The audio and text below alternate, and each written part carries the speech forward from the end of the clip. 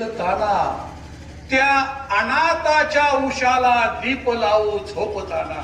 अरे कोणती ना जात ज्यांची, कोणता ना धर्म ज्यांचा, दुःख उगे माणसांचे माणसाना, असं म्हणणारा आपला सर्वांचा लाडका कर्मवीर भाऊराव पाटील आणि त्यांना साथ देणाऱ्या लक्ष्मीबाई पाटील. आणि मुलांनो, जीवनामध्ये एक मी अमृतवेल नावाचं एक कादंबरी वाचली. त्याच्यातल्या 2 ओळी अशा सांगतात की भग्न स्वप्नांच्या तुकड्यांना कवटाळून बसण्यासाठी माणसाचा जन्म नाहीये. माणसाचं मन भूतकाळाच्या साखळदंडाने करकचून आवळून बांधून ठेवता येत नाही. त्याला पंथाचं सोनेरी वरदान लाभलेलं असतं. नवीन नवीन स्वप्न पाहणं, ती फुलविणं, ती सत्यात उतरवण्यासाठी धडपडणं आणि त्या धडपडीतील आनंद लुटणं. आणि दुर्दैवानं ते स्वप्न भंग पावलं तर भंग पावलेल्या स्वप्नांच्या तुकड्यावरून रक्ताळलेल्या पावलांनी धावत सुटणं हा माणसाचा धर्म आहे. नवे नवे हा विद्यार्थ्याचा धर्म आहे. नवे नवे हा खऱ्या माणसाचा धर्म आहे. आणि तो आपण जगायचा आहे. आणि हा धर्म जगायचा कसा हे शिकवण्याचं जो काम करतो तो असतो शिक्षक.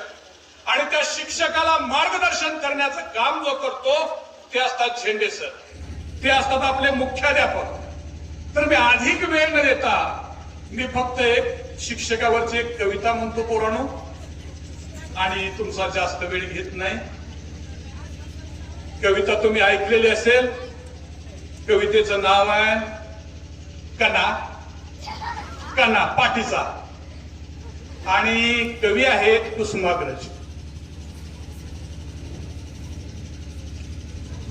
पावसाचे दिवस असतात आणि एक धरण जे आहे पानशेचं धरण फुटलेलं असतं आणि संपूर्ण पुढं वाहून चाललेलं असतं. आणि त्यावेळेस एका विद्यार्थ्याचं घरी त्या पुरामध्ये वाहून जातं. आणि तो विद्यार्थी मग मदतीसाठी जायचं कुणाकडे? संकटामध्ये अडकलेल्या विद्यार्थ्याला नेहमीच मार्गदर्शन करणारा आणि मदत करणारा नेहमी शिक्षकच. तर या संकटाच्या काळी जायचं कुणाकडे? तर शिक्षकाकडे. तर बघा कविता अशी आहे. ओळखलत का सर मला पावसात आला कोणी? ओळखलत का सर मला पावसात आला कोणी? कपडे होते करदमलेले, केसावरती पाणी. हळूच बसला, हळूच बसला, नंतर खुदकन हसला. हळूच बसला, नंतर हसला, बोलला वरती पाहून. गंगामाई पाहुणी आली, गेली 4 दिवस राहून.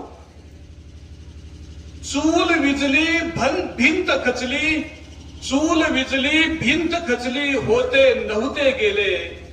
प्रसाद म्हणून डोळ्यामध्ये पाणी तेवढे ठेवले. प्रसाद म्हणून डोळ्यामध्ये पाणी तेवढे ठेवले. कारभारणीला घेऊन संगे सर आता लढतो आहे.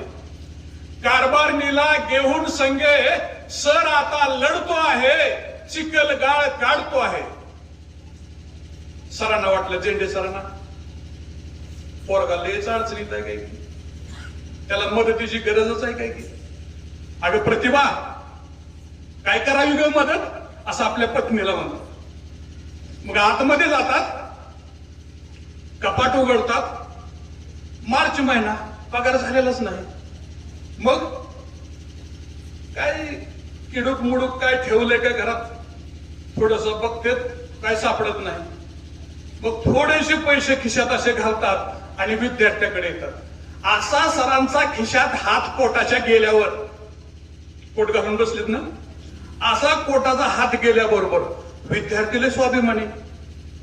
खिशामध्ये हात जाता तो विद्यार्थी हसत हसत उठला.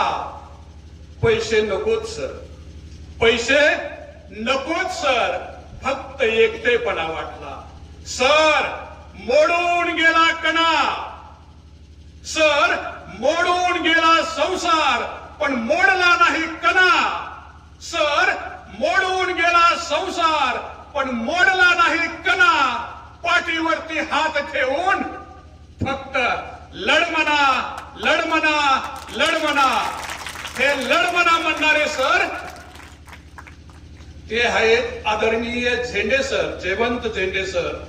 अत्यंत प्रामाणिक, अत्यंत कष्टाळू, अत्यंत धडाडीचा, अत्यंत धडपडीचा, कर्मवीर अण्णांच्या विचाराने वागणारा, डॉक्टर बाबासाहेब आंबेडकरांच्या विचाराने वागणारा, संत गाडगेबाबांच्या विचाराने वागणारा, छत्रपती शिवाजी महाराजांच्या विचाराने, शाहू महाराजांच्या विचाराने, महात्मा ज्योतिराव फुलेंच्या विचाराने चालणारं हे व्यक्तिमत्व आता आपल्याकडून निवृत्त होत आहे.